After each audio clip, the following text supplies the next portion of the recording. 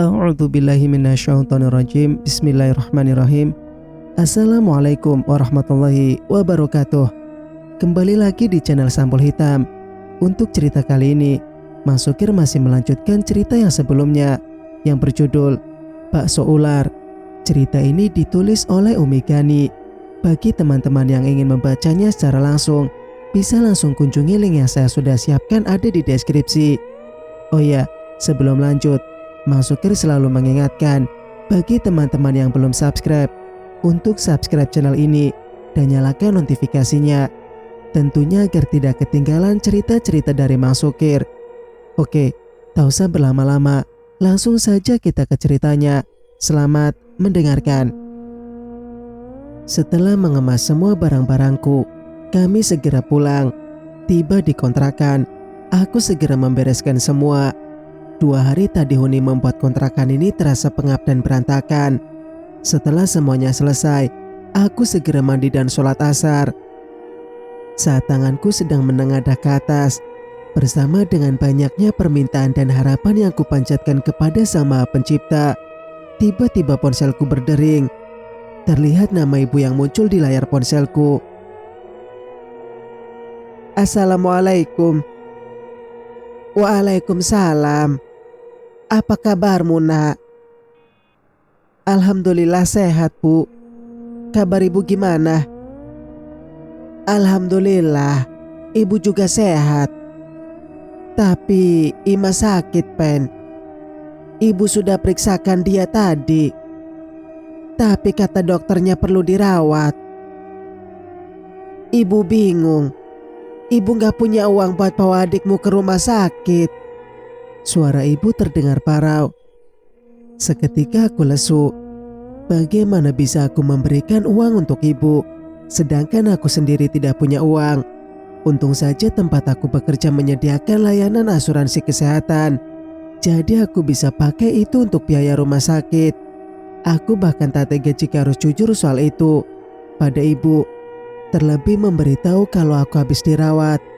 Gajian masih seminggu lagi. Ya Allah, bagaimana ini? Masya Allah, Ima sakit apa, Bu? Tanyaku khawatir. Kata dokter gejala DBD. Jelasnya. Yang sabar ya, Bu. Secepatnya Penny transfer buat biaya Ima. Ibu bawa dulu Ima ke rumah sakit ya, biar cepat ditangani.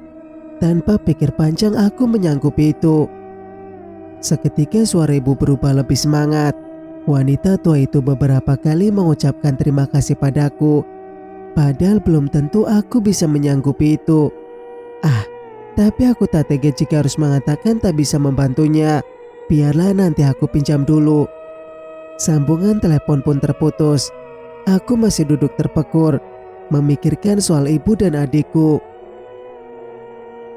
Kamu butuh uang, Pen. Suara wanita membuyarkan lamunanku. Aku menoleh ke sumber suara. Mbak Sarah, sejak kapan Mbak di situ? Aku heran mendapati Mbak Sarah berdiri di tengah pintu kamarku. Sejak kamu sholat. Khusyuk banget ya sholatnya. Sampai-sampai ada orang gak ngeh. Ucapnya sembari tersenyum. Ia datang bersama anak bungsunya, Nafila, usianya sekitar 3 tahunan. Masa sih, Mbak? Aku segera membuka mukena yang masih kupakai, kemudian mendekati mereka. Pintu depan udah kebuka sedikit. Aku ucap salam gak ada yang nyahut. Ya udah, langsung aja masuk. Pas aku cek ke kamar, kamu lagi sholat. Jelasnya. Oh gitu. Ada apa ini anak cantik main ke tempat tante? Tanyaku pada gadis kecil yang tengah melendoti ibunya. Ia terlihat malu-malu. Dek, jawab. Itu ditanya Tante Penny, ucap Mbak Sarah pada anaknya. Sang anak hanya mendongak menatap ibunya, lalu menggelengkan kepala begitu polosnya, membuatku semakin gemas. Mbak Sarah datang membawakan makanan untukku. Bahkan setelah membantuku di rumah sakit, ia masih saja memikirkan isi perutku. Masya Allah, Aku bersyukur memiliki teman sepertinya. Basara juga tak segan menawarkan pinjaman untuk biaya rumah sakit adikku. Sudah kutolak. Namun, wanita itu terus memaksa. Terpaksa aku menerima bantuannya lagi. Di mana lagi aku bisa cari pinjaman? Toh, Allah sudah memberiku pertolongan lewat Basara tanpa aku minta. Bahkan tanpa harus pergi ke ATM. Basara sudah langsung mentransfernya lewat ponsel miliknya. Alhamdulillah. Singkat cerita, keesokan harinya, aku memulai aktivitasku seperti biasa. Berangkat kerja. Saat akan masuk ke ruang tempat bekerja, suara seorang laki-laki memanggilku. Penny. Seketika aku menoleh ke arah suara. Pak Sigit ternyata kepala divisiku. Iya Pak, ada apa? Tanyaku seramah mungkin. Sudah baik kan? Tanya laki-laki berusia 30 tahun itu. Alhamdulillah sudah Pak. Syukur kalau begitu. Oh iya, saya juga mau tanya sesuatu. Sebenarnya temanmu itu kemana? Kenapa sampai sekarang belum berangkat juga? Maksud Bapak Gita? Tanyaku memastikan. Pak Sigit hanya mengangguk. Kita hilang Pak. Hati ini terasa ngilu saat mengatakan hal itu. Hilang? Hilang gimana maksudnya? Kuceritakan segala yang terjadi. Hingga akhirnya aku masuk ke rumah sakit setelah melakukan penggerebekan di warung pangkumis. Gimana kalau aku cariin orang pintar aja? Aku punya banyak kenalan orang pintar. Biar kita cepat ketemu, usulnya. Maksudnya Bapak dukun? Iyalah, apalagi? Aku berpikir sejenak, mencoba menelaah saran Pak Sigit. Apa aku coba saja ya? Astagfirullahaladzim, pikiran macam apa ini? Musyrik Penny, musyrik. Maaf Pak, saya nggak akan pakai cara itu. Menurut agamaku musyrik namanya. Tolakku. Ya sudah, sekedar menawarkan saja. Tapi jika butuh bantuan, aku siap bantu. Ucapnya. Aku hanya mengangguk pelan. Lalu Pak Sigit pamit, pergi ke ruang kerjaannya. Begitupun denganku. Namun saat aku masuk hingga mulai bekerja, tak mendapati sosok Alia. Menurut teman-teman yang lain sudah 3 hari ini dia tidak berangkat. Jika dihitung 3 hari ini, berarti setelah kami bertemu saat penggerebekan di warung pangkumis. Artinya Alia tidak masuk kerja. Sama sepertiku. Jika aku tak masuk kerja karena masuk rumah sakit, lalu apa yang terjadi dengan Alia? Aku kembali gelisah. Takut sesuatu terjadi dengannya. Sebisa mungkin menepis rasa itu. Kemudian kembali fokus pada pekerjaan. Biarlah, nanti sepulang kerja aku ke rumahnya. Singkat cerita, pukul 5 sore aku tiba di rumah Alia. Ini bang uangnya, ambil saja kembaliannya. Aku memberikan selembar uang 10.000 pada tukang ojek yang sudah mengantarku. Dengan bangganya aku memberikan kembalian di sisa uang bulananku.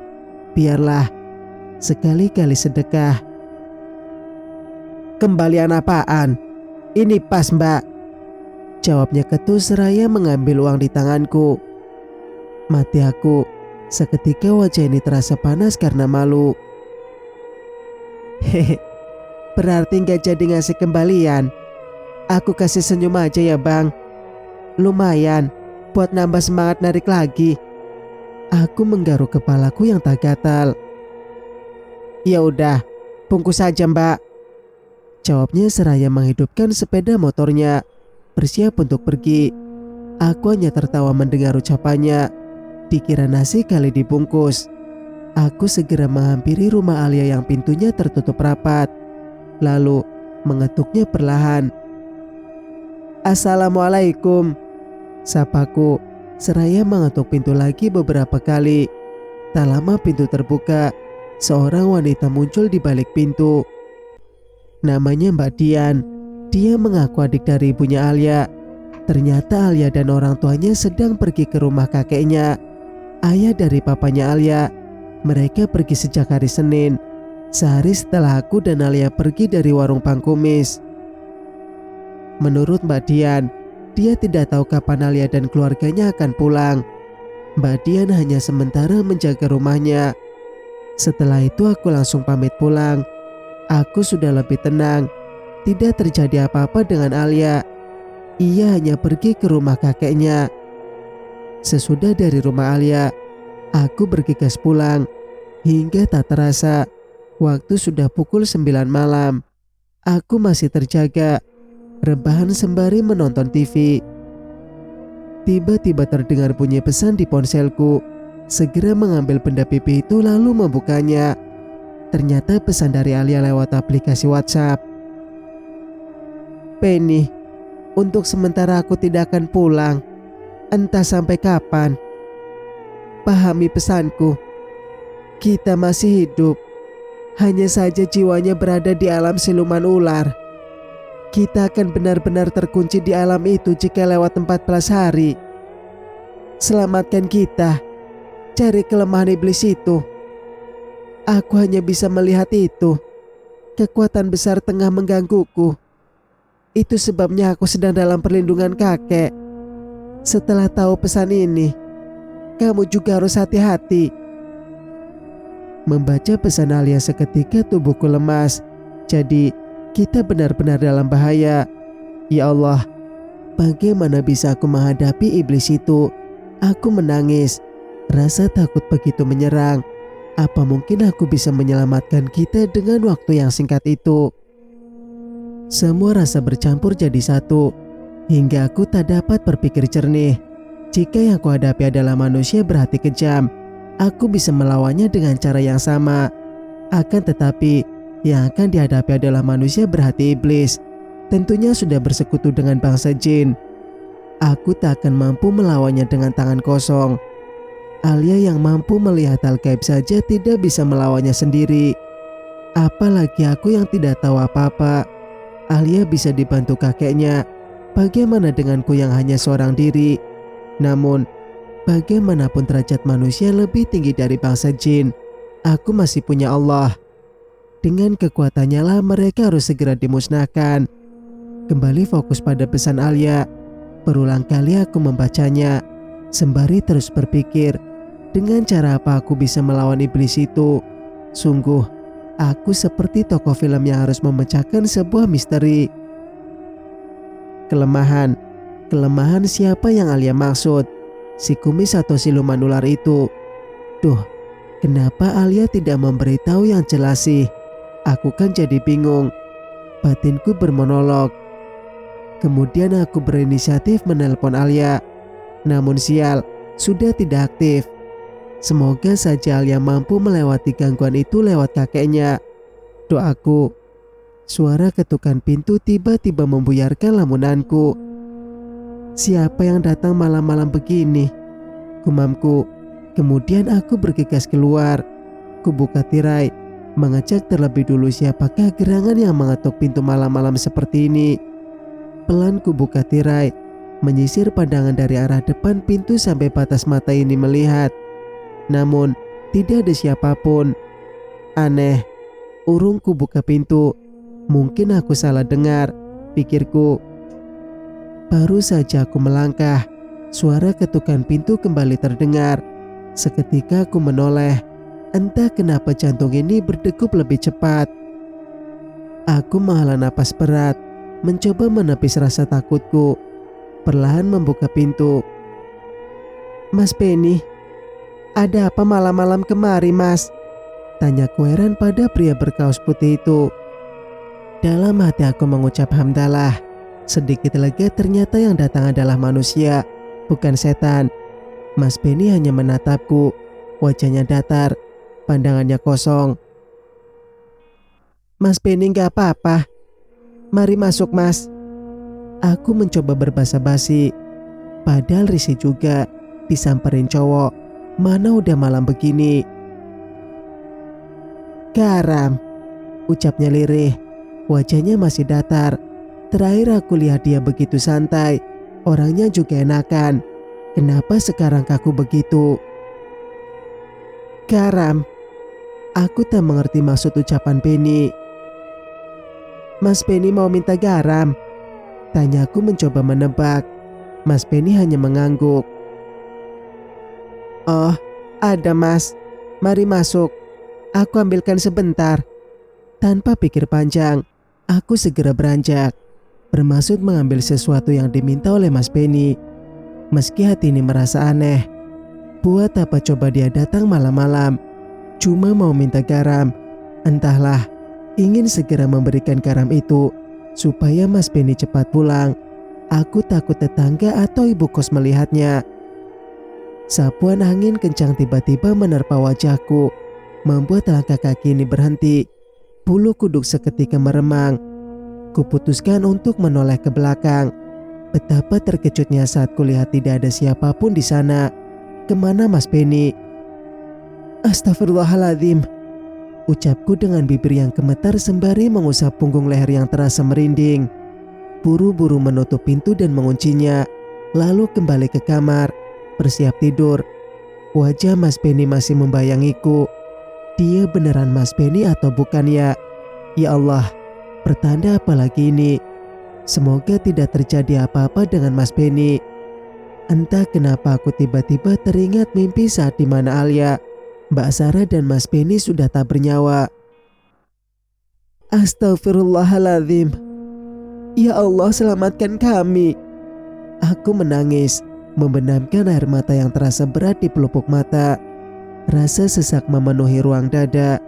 Kembali aku mengingat Allah. Dialah sebaik-baik pelindung dan tempat bergantung dari segala macam bahaya. Kemudian kuputuskan untuk tidur, meski mata ini belum mengantuk.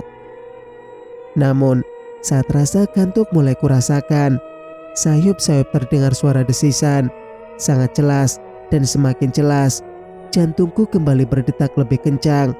Apakah itu suara ular? Mata ini masih enggan membuka. Lalu kurasakan sesuatu yang bergerak pada bagian kaki. Meski selimut tebal sudah menutupi tubuhku kecuali kepala, perlahan merambat ke atas, membuatku merasa geli bercampur takut. Aku berteriak sekeras mungkin sembari menyibak selimut hingga jatuh ke lantai. Benar saja, binatang panjang berwarna hitam terpelanting menabrak pojokan dinding. Ular itu tengah menggeliat, mungkin kesakitan. Melihat itu aku berkedip ngeri. Keringat dingin membanjiri sekujur tubuhku. Bahkan kaki ini terasa gemetar. Lalu aku mencari sesuatu yang bisa kujadikan alat untuk memukul. Takut ular itu tiba-tiba menyerangku. Hus, pergi sana. Jangan mengganggu, ucapku pada ular itu sembari melempar apa saja ada di dekatku. Rasakan ini. Aku melempar kaleng biskuit berisi kerupuk, berhasil mengenai kepala ular itu. Bahkan kini binatang menjijikan itu mandi kerupuk. Akan tetapi, bukannya ular itu mati, malah bertambah banyak. Mereka bersiap menyerangku. Seketika tubuh ini terasa lemas. Allah, hanya itu yang mampu kusebut. Dengan sekuat tenaga, kukumpulkan keberanian. 1, 2, 3. Aku berlari keluar. Jika hanya satu aku masih bisa tenang. Kini ada banyak ular. Tentu saja aku takut. Sepertinya itu ular siluman milik Bang Kumis. Tidak mungkin jika ular biasa bisa berubah jadi lebih banyak seperti itu. Benar kata Alia. Bahkan sekarang juga aku dalam bahaya. Sampai di pintu depan. Sial, kenapa tiba-tiba kuncinya macet sih? Aku menggerutu sembari terus mengotak-atik kuncinya. Otakku tak bisa berpikir tenang. Oleh sebab itu sesuatu yang mudah kini bisa menjadi sulit. Saat kulihat ke belakang, ular-ular itu tengah berjalan mendekat ke arahku. Bagaimana ini? Ya Allah, bantu aku. Rasanya aku ingin menghilang. Tengkuk kaki ini terasa lemas. Aku menelan saliva berat. Masih mematung menatap ular-ular itu dengan tangan yang masih terus mengotak-atik kunci. Sejurus kemudian, kuncinya berhasil kubuka. Buru-buru memutar kenop pintu dan membukanya. Kemudian aku lari tunggang langgang menembus kegelapan malam. Sesaat kulirik ular-ular itu masih terus mengejar. "Tolong, ada ular!" teriakku meminta tolong, berharap ada orang yang mau menolongku. Meski rasanya tak mungkin, malam sudah cukup larut. Pasti orang-orang sudah tertidur. Dengan napas yang mulai terengah-engah, aku terus berlari sembari menengok ke belakang. Samar-samar kulihat ada seorang laki-laki berjalan dari arah berlawanan. Aku segera menghampirinya. Tolong saya, Pak. Ada ular." Napasku begitu memburu. Posisiku seperti saat ruku. Masih belum menatap wajah laki-laki di hadapanku. "Di mana ada ular?" Suara baritonnya membuatku mendongakkan kepala. Aku tersentak kaget. Bangku, kumis," jawabku terbata. Entah kenapa lebih seram melihat wajah manusia itu ketimbang ular-ular tadi. "Di mana ada ular?" tanyanya lagi begitu santai. "Gak usah pura-pura, Bang. Anda kan yang sudah mengirim ular-ular itu ke rumahku." Aku menatapnya tajam. Ia terkekeh. "Kau memang cerdik, juga sangat pemberani. Saya peringatkan, lebih baik tidak usah ikut campur. Jika tidak ingin nyawa teman-temanmu dan nyawamu sendiri ikut terancam." Jawabnya penuh penekanan. Kini, ular-ular itu berada di dekat Bang Kumis. Dengan satu tepukan, mereka menghilang menjadi sebuah cahaya merah dan masuk dalam perutnya. Astagfirullahaladzim. Sangat sulit dipercaya. Aku bisa melihat hal semacam itu di TV. Kali ini aku menyaksikannya langsung. "Aku tidak takut. Kau sendiri yang sudah membuatku ikut campur. Karena temanku Gita kau jadikan tumbal kan?" Aku mengkau-kaukannya. Ia hanya tersenyum sinis. "Lalu kau mau menyelamatkan temanmu itu? Silakan saja, jika kau mampu." Dengan pongahnya ia meremehkan keberanianku. "Baik, sebelum 14 hari, aku akan menemukan temanku dan segera melenyapkanmu serta tuanmu itu." Jawabku tak mau kalah.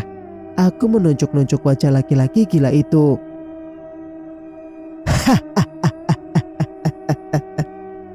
"Ternyata kepercayaan dirimu sangat besar. Bagus. Kita lihat, apa kau bisa menyelamatkan temanmu itu? Atau justru kau sendiri yang akan mati?" "Aku tidak takut ancamanmu. Aku hanya takut pada Allah. Kekuatanmu itu tidak ada apa-apanya dibandingkan dengan kekuatannya," ucapku tegas. "Halah, gak usah bawa-bawa Tuhanmu itu." Ia terlihat marah. Kedua tangannya mengepal. Sudah sangat jelas, Allah lah kelemahan terbesarnya. Tiba-tiba terdengar suara seperti batu yang dilempar, membuat kami tersentak. Kulihat seseorang bersembunyi di balik pohon besar. Lalu ia memberi kode agar aku segera pergi. Dia Buningsih. "Siapa di sana?" teriak Bang Kumis sembari celingukan. Aku tak menyia-nyiakan kesempatan ini. Tanpa pikir panjang, aku langsung lari menjauh dari manusia gila itu. Dalam hati aku berterima kasih pada Buningsih. Meski dia gila, tapi dia punya sedikit rasa kemanusiaan. "Hei, mau lari kemana kau?" Terdengar Bang Kumis meneriakiku. Tak kuhiraukan, kini tujuanku ke rumah Mbak Sarah. Singkat cerita, tiba di rumah Mbak Sarah. Aku mengucap salam sembari mengetuk pintu beberapa kali. Cukup lama aku menunggu, hingga akhirnya pintu terbuka. "Penny," ucapnya sembari mengucek mata. Mungkin Mbak Sarah bangun tidur. "Sini masuk. Ada apa malam-malam kesini?" sambungnya. Maaf ya Mbak, kalau aku mengganggu, ucapku tak enak. Gak apa-apa, kamu baik-baik saja kan? Aku dikejar-kejar ular Mbak, banyak banget. Kok bisa? Aku menjelaskan kronologi kejadian saat Mas Benny datang sampai tadi aku bertemu dengan Bang Kumis. Kamu yakin itu Benny, Pen? Tanya Mbak Sarah. Ia seperti meragukan pengakuanku. Yakin banget Mbak. Saat kita baru hilang, aku sering mimpi dia minta tolong. Bahkan dia datang seperti Mas Benny tadi. Aku takut nasib Mas Benny sama yang dialami kita Mbak. Tak terasa air mataku jatuh. Entah kenapa, aku terkadang begitu kuat dan pemberani, tapi juga sangat cengeng.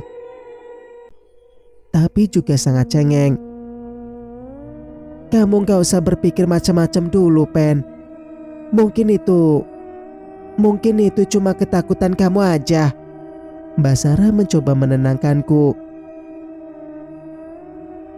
Bukan itu aja, Mbak.